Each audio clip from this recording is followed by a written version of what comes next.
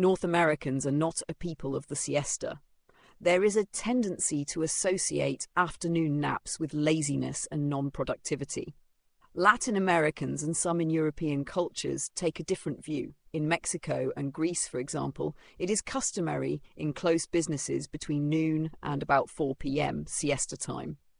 Recent studies are showing that if you can take a 15 to 30-minute nap while at work in the afternoon, you'll be more alert, more energetic, happier doing what you do, more productive, and therefore more likely to get ahead. Napping on the job is not yet a trend, but there is serious talk in academic circles about the merits of power napping. By some estimate, the average American collects an annual sleep debt of 500 hours, subtracting from an assumed norm of 8 hours a night. 2 out of 3 Americans get less than 8 hours of sleep a night during the work week. According to a recent study by the National Sleep Foundation in Washington, 40% say they're so tired that it interferes with their daily activities. Sleep researcher William Anthony, a professor of psychology at Boston University, says fatigue is a significant problem in modern society. He says sleepiness is a leading cause of auto accidents, second only to drunkenness. All that drowsiness costs an estimated $18 billion annually in lost productivity. We have a simple message, says Professor Anthony. People should be allowed to nap at their breaks. The rationale is a productivity one. Workers are sleepy, and when they're sleepy on the job, they're not productive.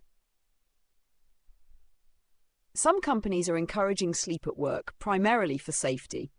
The Metropolitan Transit Authority, which runs the New York subway system and 2 suburban railroads, is considering power naps for its train operators and bus drivers.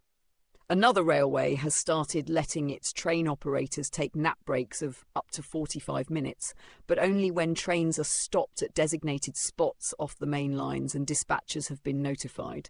Some overseas air carriers permit airline pilots when not on duty to nap in the cockpit. Airlines in the United States have not accepted this practice yet.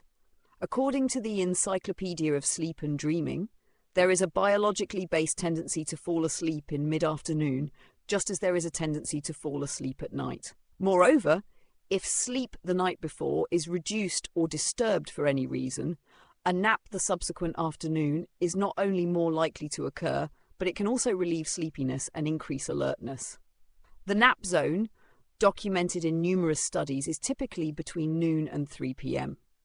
Some people power through this natural slowdown with caffeine or sugar, but if employers allowed naps, the benefits would be improvements in mood and performance, especially in mid-afternoon.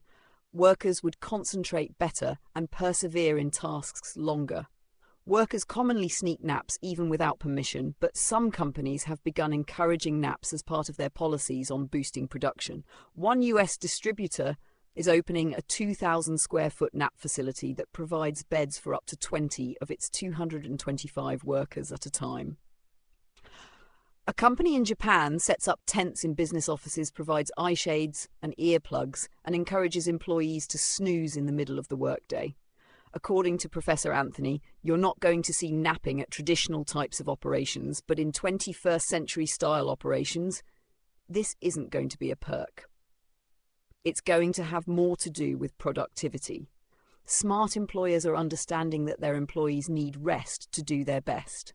Some suspect that corporate nap time, like other perks, is just a way to keep people at the office longer.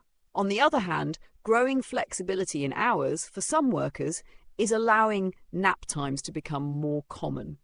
With 11 million Americans telecommuting and another 40 million working out of their home full or part-time, office hours are basically as long as you can stay awake.